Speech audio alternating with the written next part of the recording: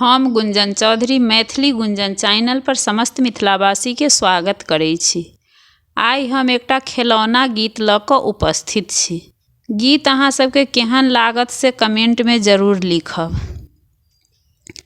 पिया तोरा गोड़ लागो ननदी मंगा दे, पिया तोरा गोड़ लागो ननदी मंगा दे, राजा तोरा गोड़ लागो ननदी मंगा दे।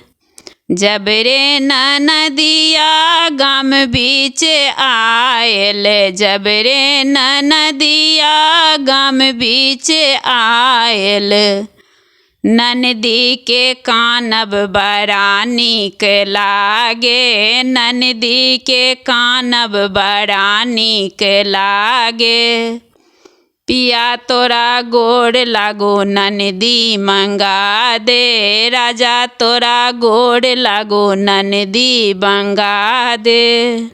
जखन ननदिया दरबजा बीच आयल, जखन ननदिया दरबजा बीच आयल, चंगेरा के पूरी बड़ा नीक लागे, चंगेरा के पूरी बड़ा नीक लागे, पिया तोरा गोड़ लागो ननदी बजा दे, राजा तोरा गोड़ लागो ननदी बजा दे। जबरे ननदिया आंगन बीच आयल, जबरे ननदिया आंगन बीच आयल, छाछक दही बड़ा नीक लागे, छाछक दही बड़ा नीक लागे, पिया तोरा गोड़ लागो ननदी बजा दे।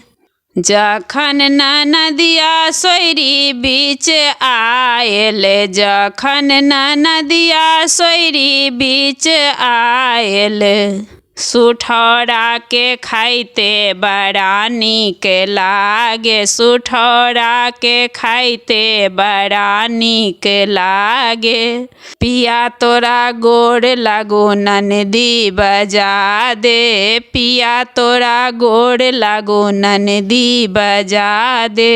जखन ननदिया कंगन माँ मांगे, जखन ननदिया कंगन माँ मांगे, पिया तोरा गोड़ लागो ननदी भगा दे, पिया तोरा गोड़ लागो ननदी भगा दे, पिया तोरा गोड़ लागो ननदी भगा दे।